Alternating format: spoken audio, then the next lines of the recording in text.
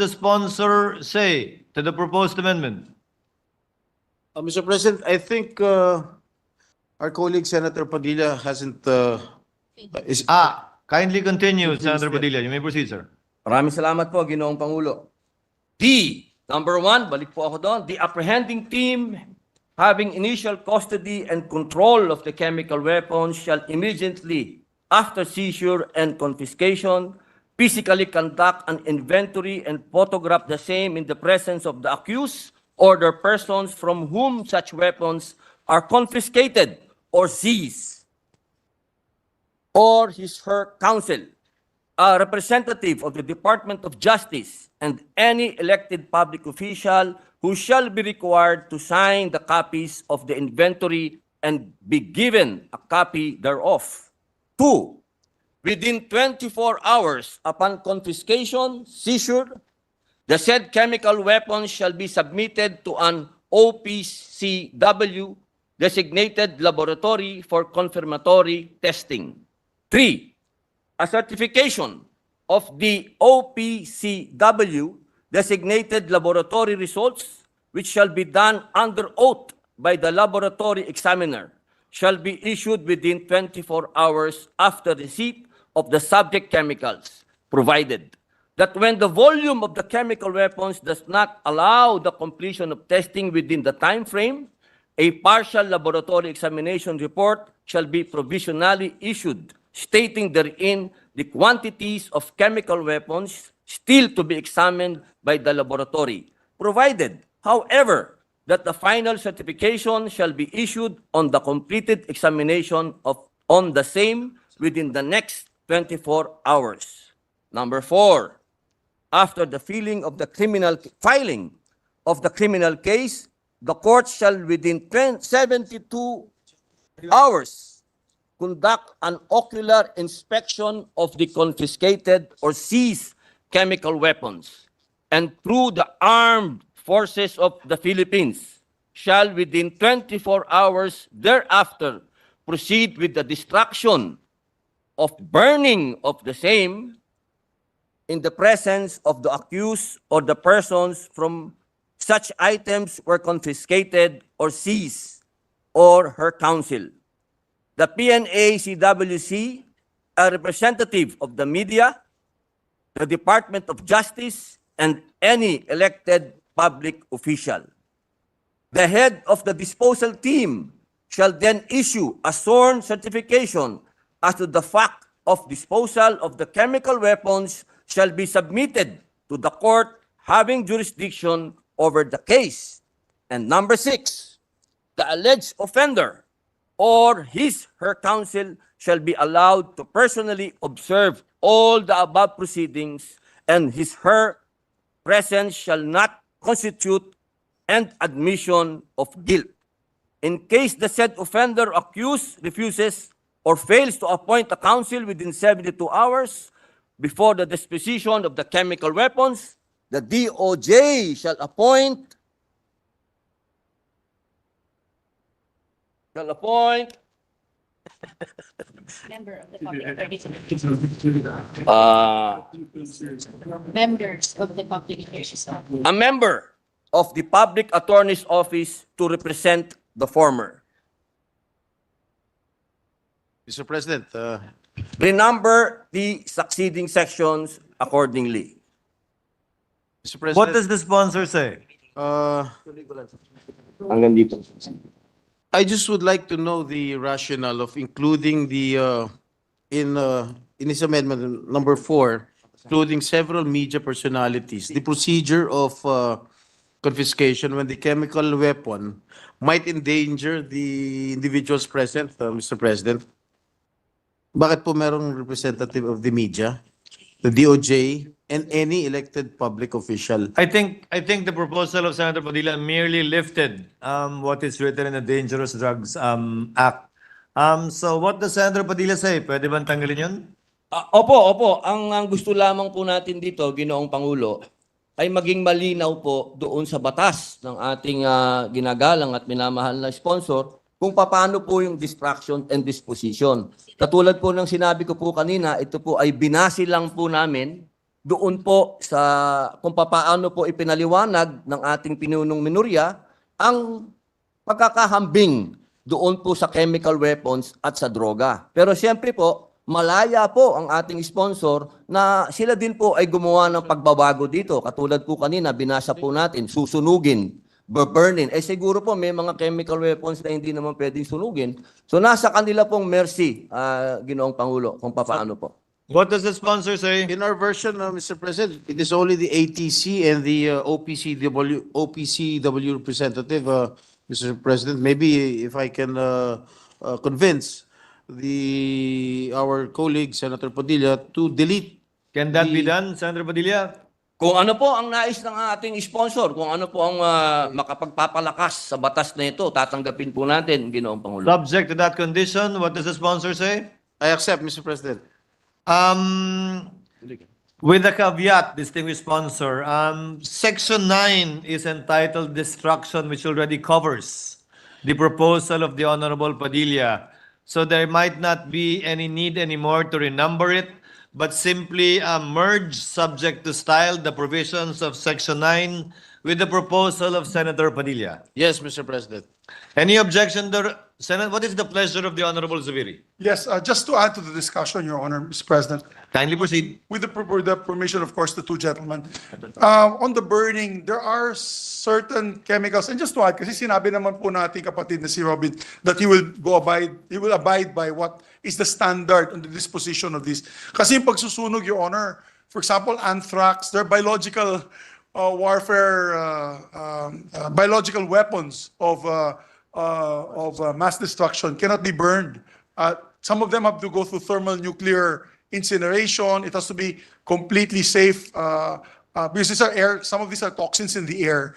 So I agree though na dapat lagay natin ano bang gagawin natin dito sa disposition itong mga armaments na ito. But I think there are several, I believe, as the convention, Basel Convention was mentioned by the majority leader, there are several already protocols in place to handle the chemical and biological weapons on how to dispose of this. So maybe you can just place a broader line, Mr. President, to the sponsor on utilizing the best practices available to dispose this. Yes, Mr. President. I think Senator Padilla has still an additional amendment with regards to what you have just manifested, Mr. President.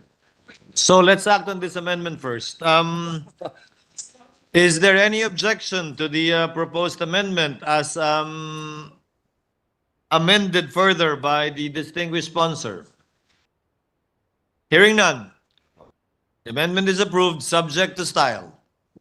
I think, Ginoong Pangulo, meron pa po akong gustong The ihabol gentleman may dito. proceed. On what page, sir? Doon pa rin po, still on page 9, line 15, then section 9. Now, section 10 is hereby amended to read as follows. Section 10, destruction and disposition. The transportation, storage, destruction, and disposition of chemical weapons shall be conducted by the AFP under stringent security measures. The procedure for destruction and disposal of chemical weapons shall be established in coordination with the Department of Environment and Natural Resources, and its conduct shall be witnessed by the PNA-CWC to ensure safe and secure disposal in compliance with environmental and safety standards. A report on the destruction and disposal shall be submitted to PNA-CWC. The cost of destruction and disposal of any chemical weapons shall be borne by the erring person. In the destruction of chemical weapons, the highest priority shall be given to ensuring the safety of the people and the protection of the environment through methods that comply with national and international safety and emissions regulations, provided that the consent of the community to be used as destruction site of chemical weapons shall first be secured, provided further that to ensure the protection of the personnel charged with the destruction of chemical weapons, proper safety hazards shall be established together with the contingency plan in the event of exposure, and the provision for hazard pay shall be provided. Further, open pit burning, land burial, or dumping of chemical weapons in any body of water as a means of disposing the same ay hereby prohibited. Yun lamang po, Ginoong What Pangulo. does the sponsor Maraming say? salamat. What is the pleasure of the Honorable Cayetano? Mr. President, may we request for a copy so we can follow? It's quite long. So I'd like to be able to support the amendment, but I cannot follow because it's very long. Thank you. Can we flash it on the screen, please? Meron tayo? Can we flash the proposed amendment? Only the paragraph of the proposed amendment. Binibigay mo yun. While we are waiting for it to be flashed on the screen, Chair would like to note for the Secretariat to also take note that any and all references to PNA-CWC read by the Honorable Padilla shall be deemed as already be simply referred to as ATC based on the previous amendment proposed and approved by the distinguished sponsor. Is Mr. it President- already on the screen?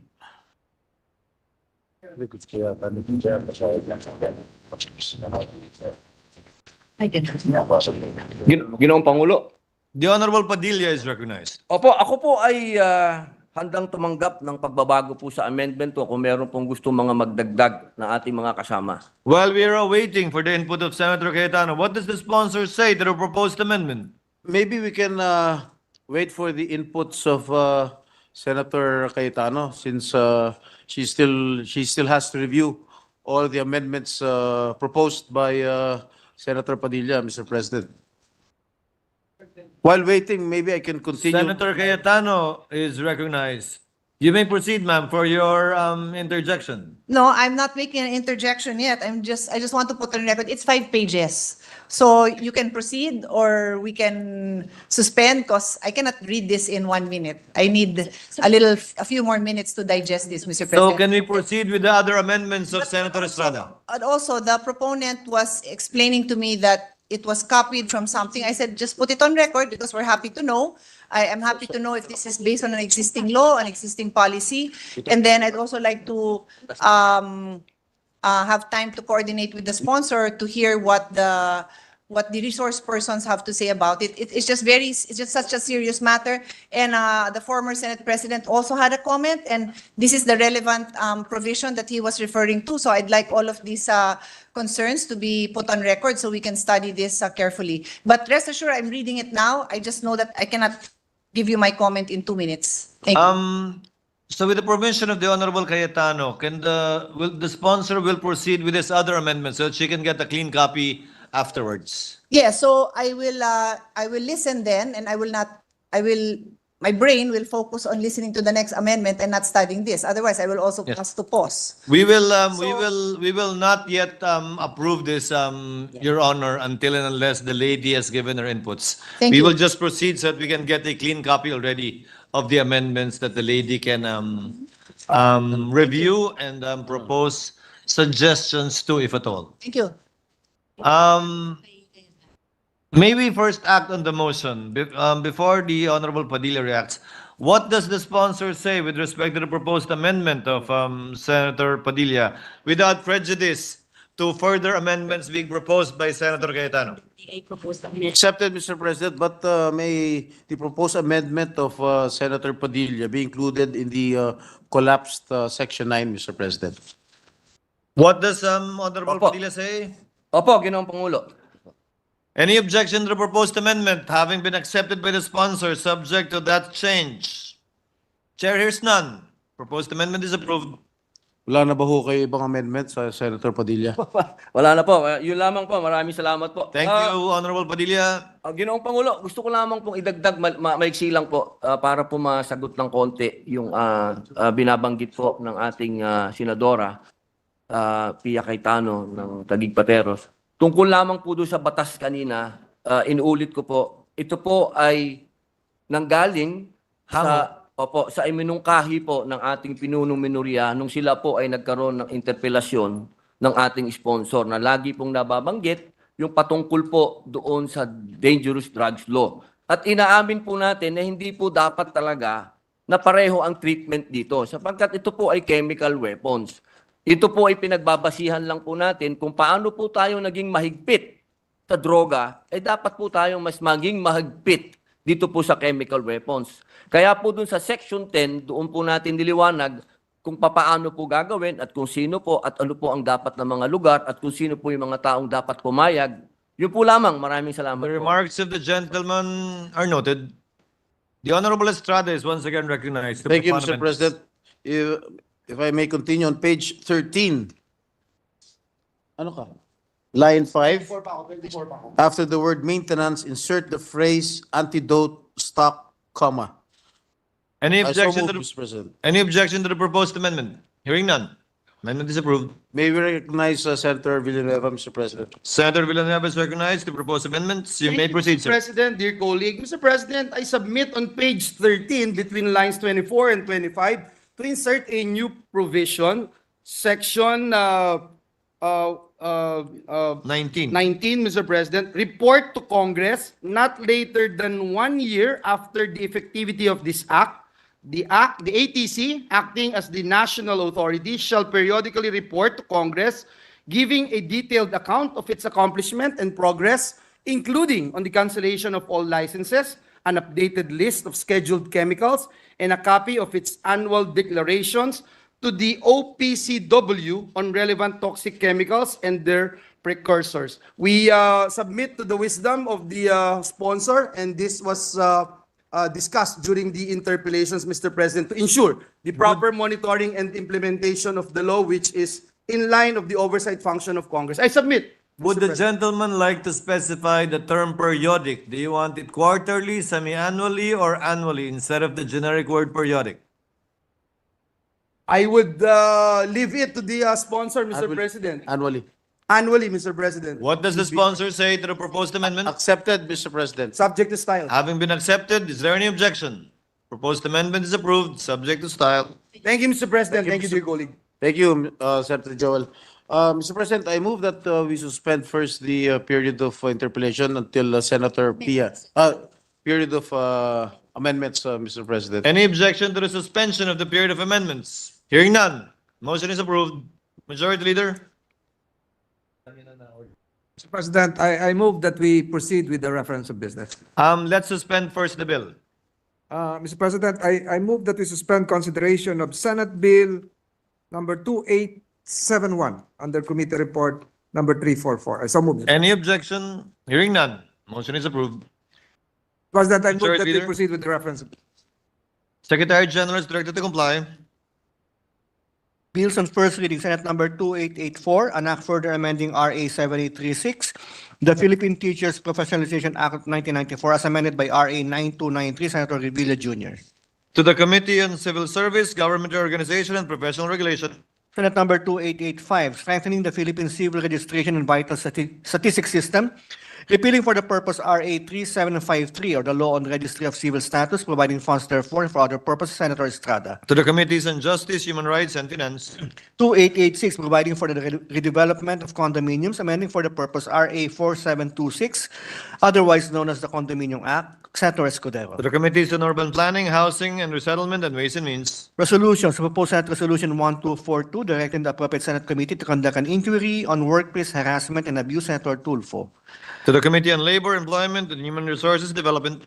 1243, directing the appropriate Senate committee to conduct an inquiry on the foregone tax revenue as a result of smuggling and illicit trade of excisable products, Senator Gatchalian. To the Committee on Ways and Means. 1244, expressing the profound sympathy and sincere condolences of the Senate on the demise of former Senator Santanina, Nina Tila Rasul, Senator Escudero. To the Committee on Rules. 1245, congratulating and commending the Philippine team under the Jiu-Jitsu Federation of the Philippines for their exceptional performance and medal haul in the 2024 Jiu-Jitsu International Federation World Championships held in Heraklion, Greece.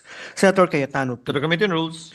1246, expressing the profound sympathy and condolences of the Senate on the passing of the Honorable Santanina Tile Rasul, member of the Senate of the Philippines during the 8th and 9th Congresses, Senator Zubiri. The Committee on Rules. Committee reports. Committee Report 369, jointly by the Committees on Electoral Reforms and People's Participation in Finance, on Senate number 2883, with Senators Tolentino and Marcos as authors.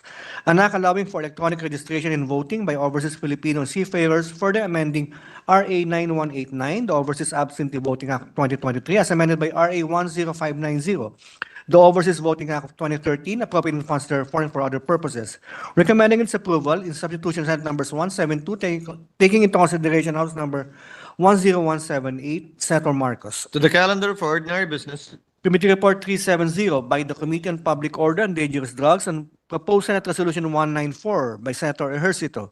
Resolution directing Senate Committee on Public Order and Dangerous Drugs to conduct an inquiry in aid of legislation on the alarming case of kidnapping, abduction, disappearances, and the recent spate of crimes in the country in general, with the end in view of crafting legislation to strengthen our criminal laws and maintain peace and order in the country. And PS Resolution 195 by Senator Poe, urging the Senate Committee on Public Order and Dangerous Drugs and other appropriate committees to conduct an inquiry in aid of legislation on the alleged rising abduction of cases in Metro Manila and Luzon. PS Resolution 207 by Senator Revilla, directing the Senate Committee on Public Order and Dangerous Drugs and other appropriate Senate committees to conduct an inquiry in aid of legislation on the alleged increasing kidnapping incidents and recent spate of other criminal activities with the end in view of strengthening peace and order mechanism in the country, and the privileged speech of Senator Grace Poe delivered on December 14, 2022, recommending the adoption of the recommendations and their immediate implementation, sponsored Senator De La Rosa. To the calendar for ordinary business. Additional reference of business resolution, proposed Senate Resolution 1247, congratulating and commending the appointment of His Excellency Most Reverend Pablo Virgilio Xiongpo David, Bishop of the Diocese of Caloocan, as new Cardinal of the Catholic Church, Senator Ontiveros. To the Committee on Rules. Committee Report 421 by the Committee on Foreign Relations on proposed Senate Resolution 1248.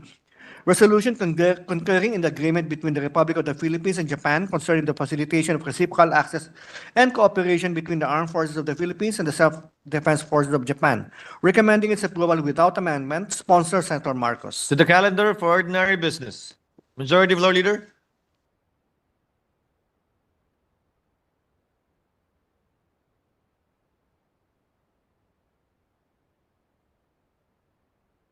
President, I move that we transfer from the calendar for ordinary business to the calendar for special orders committee report number 421 on the proposed resolution, on proposed Senate resolution number 1248. This is the resolution on the agreement between the Philippines and Japan concerning the armed forces of the Philippines and the self-defense forces of Japan. I so move, Mr. President. Any objection? Hearing none. Motion is approved.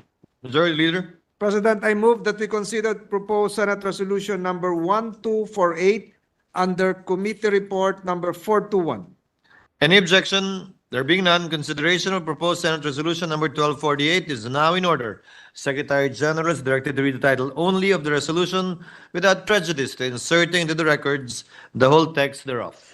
Resolution concurring in the agreement between the Republic of the Philippines and Japan concerning the facilitation of reciprocal access and cooperation between the armed forces of the Philippines and the self-defense forces of Japan. Majority Leader. Mr. President, to sponsor the measure, I move to recognize Senator Amy Marcos, Chairperson of the Committee on Foreign Relations. So move, Mr. President. Senator Amy Marcos is recognized to sponsor the resolution. You may proceed, ma'am. Yes, Mr. President, many thanks, my distinguished colleagues in the Senate. Today, I submit to this August Chamber Committee Report number 421, sponsoring herewith Senate Resolution number 1248, entitled Resolution Concurring in the Agreement between the Republic of the Philippines and Japan concerning the facilitation of reciprocal access and cooperation between the armed forces of the Philippines and the self-defense forces of Japan.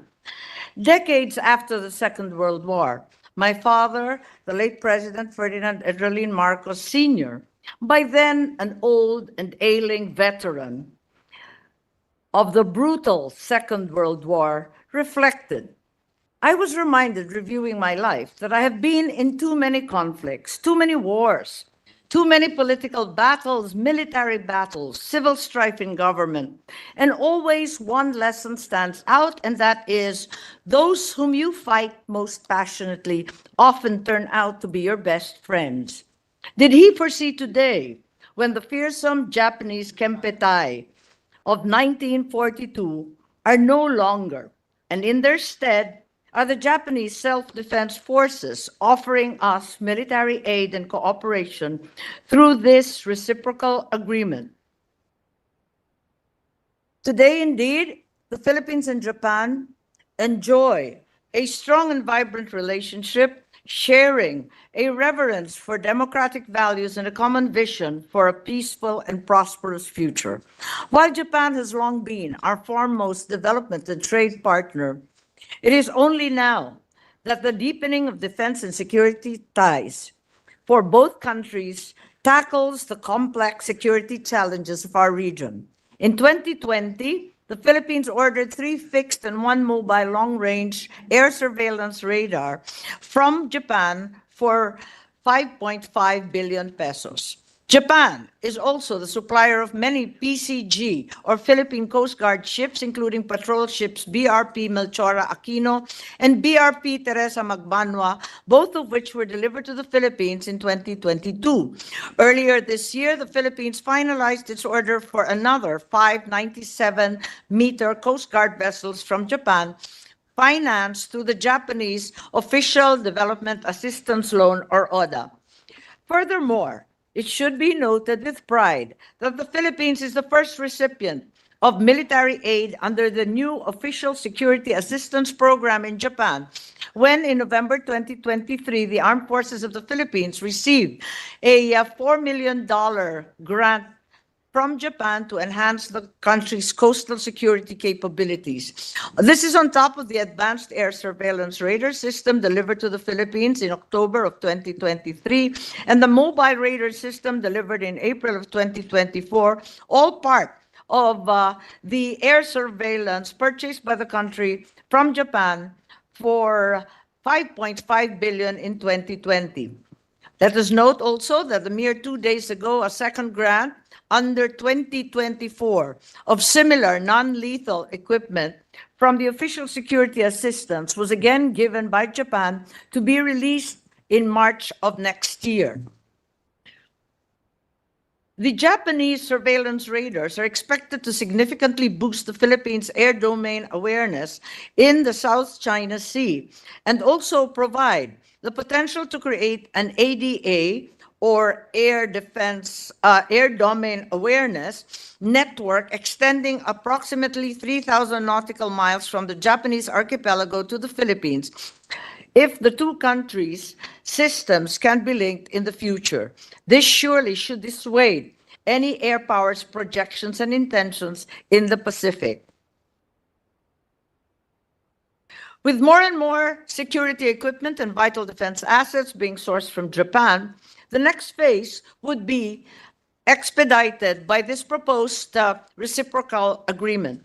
In the close collaboration between the two countries is the regular holding of joint exercises to further enhance interoperability and foster capability building. Last July 2024, the Philippines and Japan signed the agreement between the Republic of the Philippines and Japan concerning the facilitation of reciprocal access and cooperation between the Armed Forces of the Philippines and the Self-Defense Forces of Japan, otherwise known as the RAA. This RAA aims to deepen defense cooperation between Philippines and Japan and enhance the interoperability between the armed forces of both sides, providing the legal framework for carrying out mutually determined cooperative activities.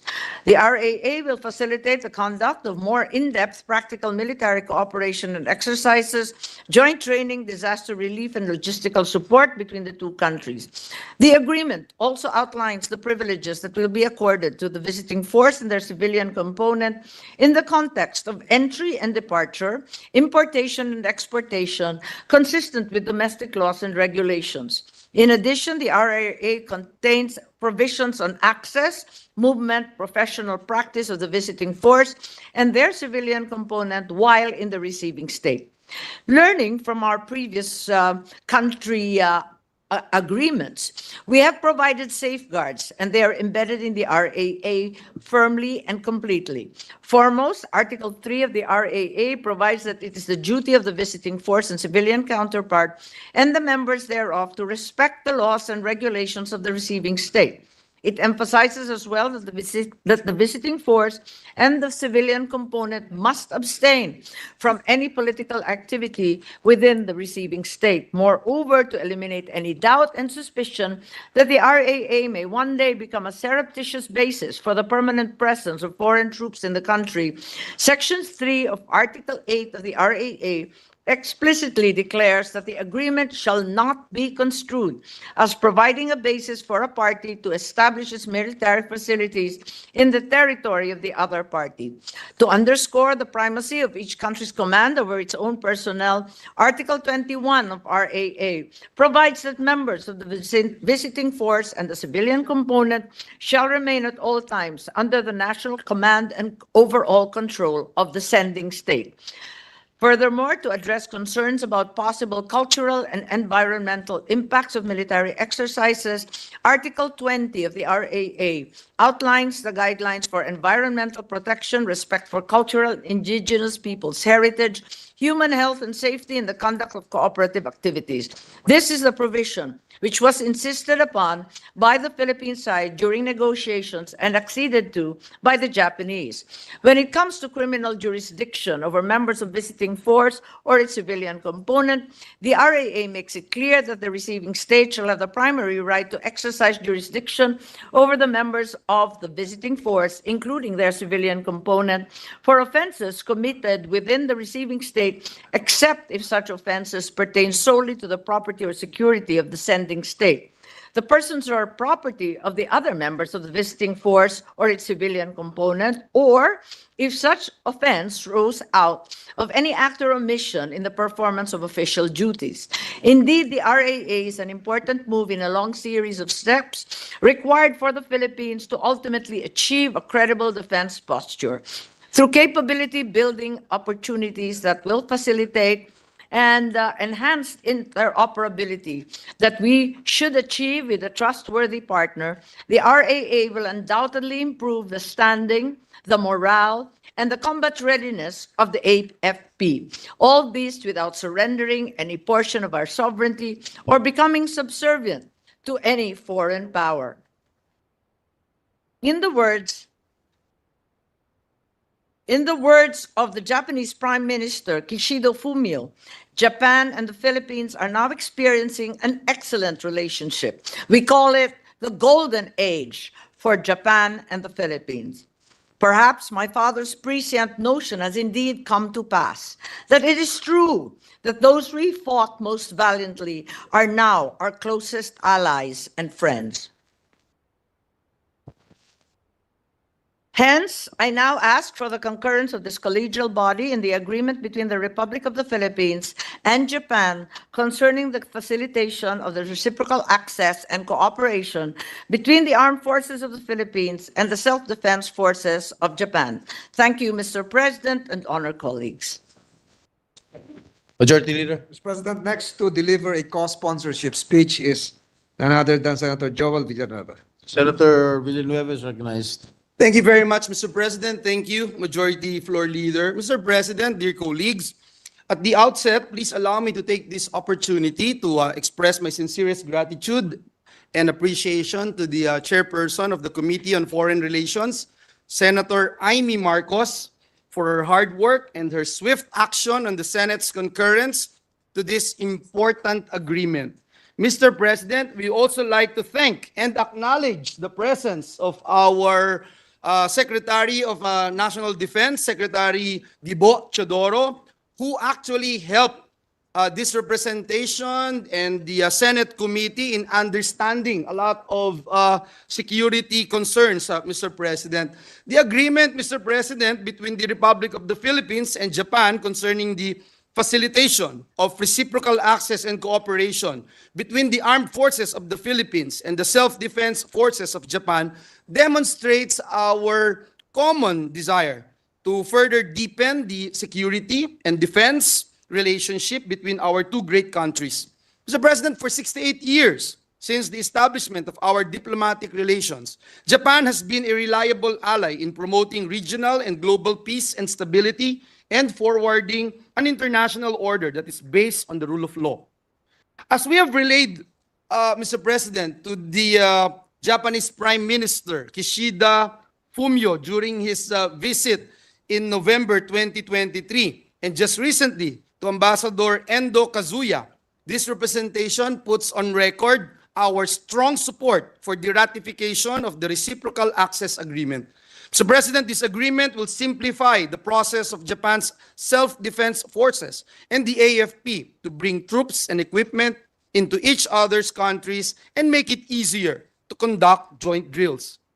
It will also allow our soldiers to undergo joint combat trainings with their counterparts from Japan, further enhancing our defense cooperation. Said agreement will empower and upskill our forces as they defend our country and preserve our territorial integrity. We are also expecting improved cooperation with Japan in other areas such as disaster relief, etc. The ratification of this agreement is timely as we are, admittedly, at a critical juncture in our young nation's history when our beloved country continues to be vulnerable to unlawful, coercive, and aggressive activities that threaten our territory and even the lives and livelihood of our people. Ultimately, Mr. President, this agreement and every agreement that we enter into puts the interests of the Filipino people front and center. Again, Mr. President, we convey our deepest gratitude to the Japanese government and the Japanese people for their sincere, reliable, and enduring friendship. Maraming salamat po, Ginoong Pangulo, at pagpalain tayong lahat ng ating Panginoong Diyos. Thank you, Senator Joel, Majority Leader. Mr. President, next to deliver a co-sponsorship speech is Senator Juan Miguel Zubiri. Move that Senator recognized. Juan Miguel Subiri is recognized. Thank you, Mr. President.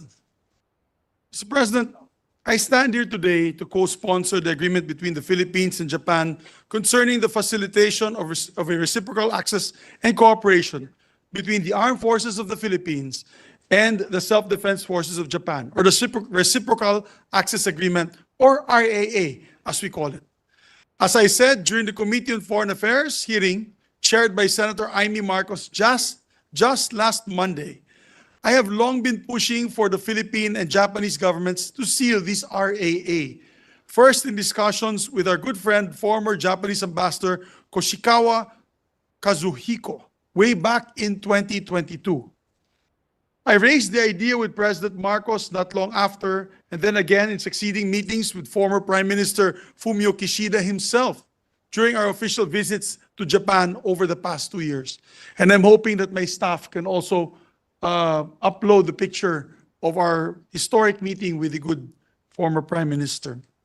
Last year, we even had the honor of inviting the former Prime Minister to deliver a historic joint session of Congress, and where he announced the commencement of formal negotiations on the RAA as part of our strategic cooperation in the areas of security and defense. Mr. President, we share a long history with Japan, a complicated one to be sure, but from this history, we have built a strong and enduring friendship. And today, we stand as key strategic partners with a shared interest in upholding peace and stability, freedom of navigation, and international law in the Asia-Pacific region. This makes us perfect candidates for military cooperation between the AFP and the Japan Self-Defense Forces, or the JSDF. And we stand to benefit greatly from this agreement in our efforts to improve and modernize our armed forces. In this globalized age, we cannot afford to be insular. We cannot grow by keeping to ourselves and refusing to expand our experience and our capabilities through engagement with other like-minded countries. In this spirit, Mr. President, I believe that we have to approach military cooperation with the same openness that we do with trade partnerships and cultural exchanges, only with stricter terms of engagement in order to protect our people and our natural resources. To this end, the agreement lays down strong safeguards for the protection of our environment, cultural and indigenous peoples' heritage, and human health and safety. It also makes clear that we have criminal jurisdiction over members of the visiting force should they commit any criminal offenses within our territory. With these safeguards in place, we have the groundwork to build a healthy relationship between our countries in general and the AFP and the joint Japanese self-defense forces in particular. With this RAA, we can look forward to heightened interoperability for military vessels and equipment that we acquired from Japan and are still acquiring, as a matter of fact, as we speak, Mr. President. And we can strengthen our modernization and capacity building efforts through joint military exercises with them. But beyond this, my dear colleagues, I am particularly keen on taking advantage of this RAA to boost our country's disaster preparedness efforts. Like us, Japan is a famously disaster-prone country. But unlike us, they have developed a masterful whole-of-government approach to disaster mitigation, in which their self-defense forces play a huge role, and of course, the Japan Self-Defense Forces is unmatched when it comes to disaster preparedness, disaster management, and rescue operations, to the point where disaster response has become nearly as important a function for them as external defense and security. So we have a lot to learn from them in this regard. And if you can see, Mr. President, this picture that we had in Japan, where we were with Senator Pia Cayetano, Senator J.V. Ejercito, yours truly, of course, then Majority Floor Leader Joel Villanueva, Senator Sani Angara, Senator Amy Marcos, the sponsor of the measure, Senator Lito Lapid, Senator Mark Villar, Senator Grace Poe, and Senator Sherwin Gatchalian. Yes, Senator Binay ka pala. She's the one in the corner there. Natakpan ni Senator Joel. And of course, our ambassador, Ambassador Milen Garcia Albano. This RAA, my dear colleagues, is an instrumental document solidifying our strategic partnership with Japan and paving the way for even deeper bilateral cooperation in the future. Suffice to say, Mr. President, Japan is indeed our best friend in the region. If we have a best friend, it is Japan. When it comes to cultural exchanges, defense exchanges of material, as well as one of the biggest ODA, Overseas Development Assistance Funds, given to any country, Mr. President. Kaya mahal na mahal po natin sila dahil mahal na mahal po nila tayo. So, my dear colleagues, as such, I hope that we have the support of our colleagues in the approval of this agreement. Thank you very much. Mabuhay po ang samahan natin sa Japan, of course, and our country, the Republic of the Philippines. Mabuhay po. Thank you, Senator Subiri, Majority Leader. Mr. President, next to co-sponsor the measure is our Majority Leader, Senator Francis Teddy. I move that he be recognized. Majority Leader, the Majority Leader is recognized. Thank you, Mr. President. Mr. President, my full and unwavering support to this agreement goes back in the early stages of its negotiations. The Reciprocal Access Agreement between Japan and the Philippines is the first in Asia, and the realization of this representation's earlier proposal to conduct a multilateral show of maritime security cooperation with our allies and neighboring countries. The agreement under consideration, Mr. President, Japan-Philippines RAA, will facilitate the implementation of cooperative activities between the Philippines and Japan, such as joint exercises and disaster relief operations, and improve interoperability between the forces of the two countries.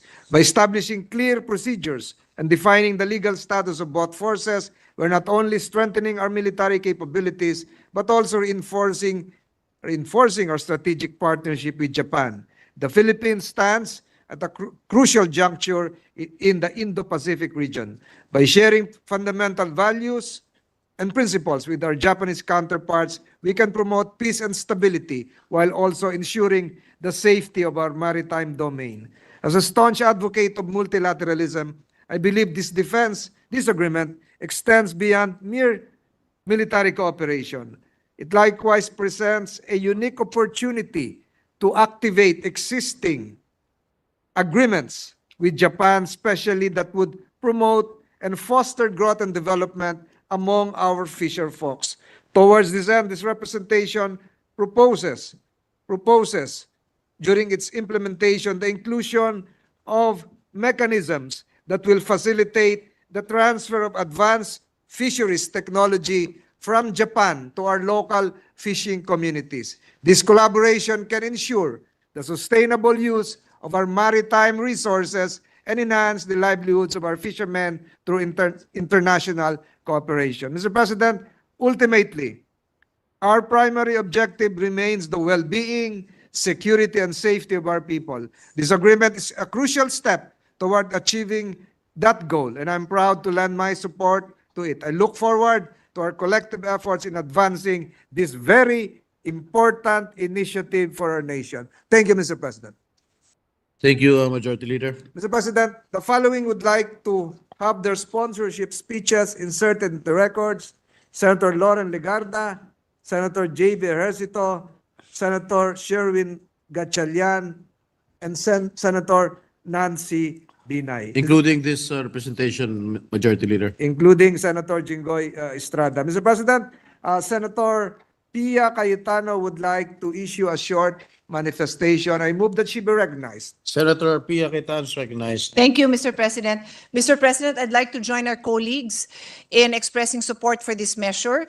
This will have far-reaching effects on peace and security in the region and will contribute to the sustainable growth of our country. So I would like to be made a co-sponsor of this measure. Thank you. Thank you, Senator Pia. Majority Leader. Yes, last to make a manifestation, Mr. President. Sorry, Senator Robin Hood Padilla is seeking the floor, Mr. President. I move that it be heard. Senator Padilla is recognized. Maraming salamat po, Ginoong Pangulo. Nais ko lamang pong ipahayag ang aking suporta at nais ko pong maging co-sponsor dito. Nabanggit na po lahat ng ating mga mahal na senador, yung patungkol po sa kahalagahan na ang sa maritime at ibang mga bagay pa. Gusto ko lamang pong ipaalala ang malalim na kasaysayan po natin, ang kultura natin na atin pong kasama ang bansang Hapon. Napakahalaga po sa kasaysayan ng Japan sa ating kasaysayan, mga mahal kong kababayan. Alam niyo po, ibang naratibo. Ito na po siguro yung pagkakataon na makarinig po tayo ng ibang naratibo. Kasi ang lagi nating naririnig, sila ay naging kaaway natin. Ano? Pero may isang naratibo.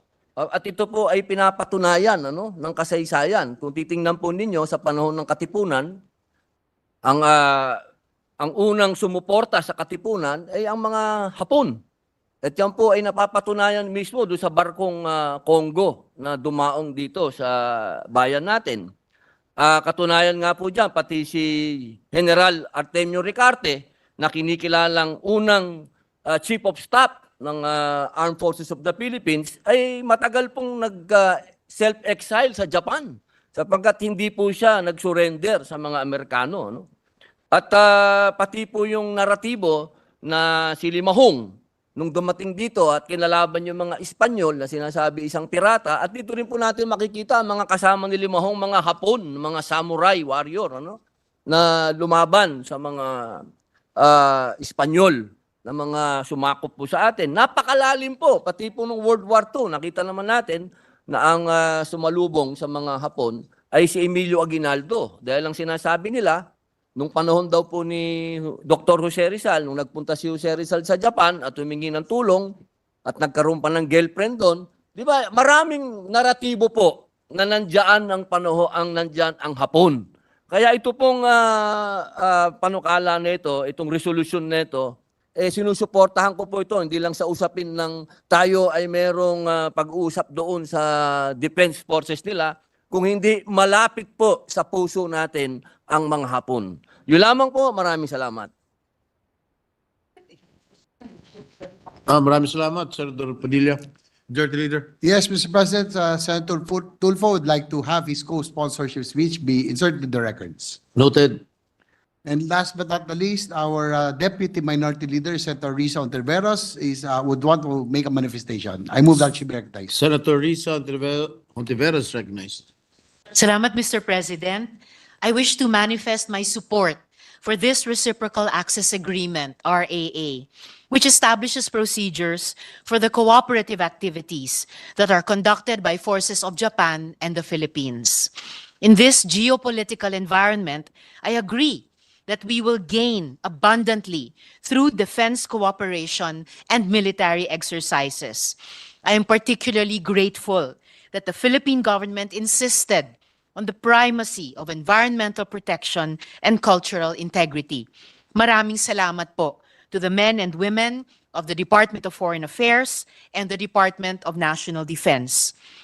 And perhaps I cannot let this moment slip past without reaching back into history.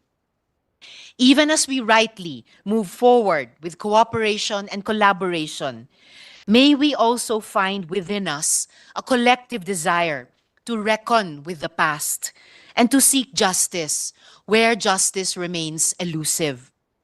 I speak on behalf of the comfort women, like the Malaya Lolas, the invisible victims of the Second World War, whose voices are fast fading because of the ravages of time.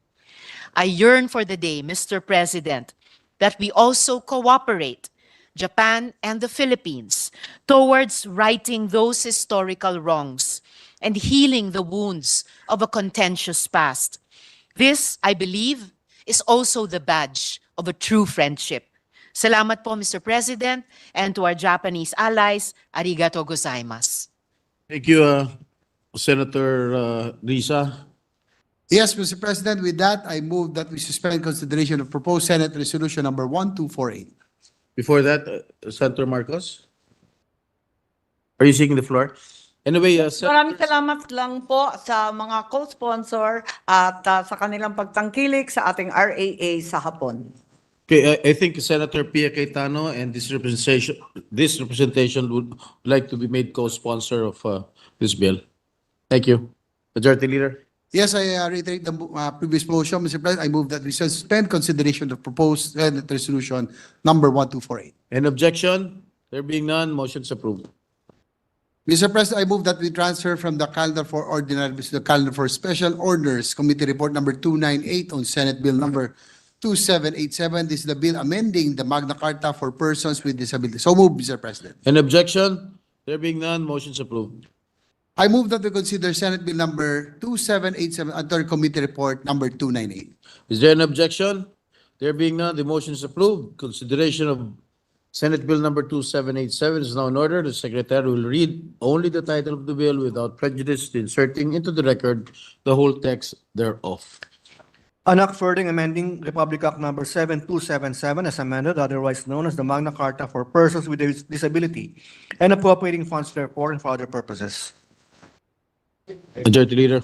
Mr. President, I move to recognize Senator Amy Marcos, Chairperson of the Committee on Social Justice, Welfare, and Rural Development, to deliver the sponsorship speech. Senator Amy Marcos recognized. Mahal na Pangulo, 10 ng aking mga kagalang-galang na kasamahan dito sa Senado. Magandang hapon po sa inyong lahat. Sa araw na ito, ika-3 ng Disyembre, pinagdiriwang sa buong mundo, taon-taon, ang International Day of Persons with Disabilities. Hence, today I submit to this Chamber Committee Report number 298, sponsoring here with Senate Bill 2787, entitled An Act Further Amending Republic Act 7277 as amended, otherwise known as the Magna Carta for Persons with Disability, and appropriating funds therefore and for other purpose. Ang pagkalinga sa ating mga PWD ay pamanang tungkulin sa akin ng aking ama. Sa kanya ko unang nakita ang ehemplo kung papaano ang isang lingkod bayan ay magiging saklay at gabay ng ating mga kababayang may kapansanan. Kung papaanong maging tinig at mata para sa iba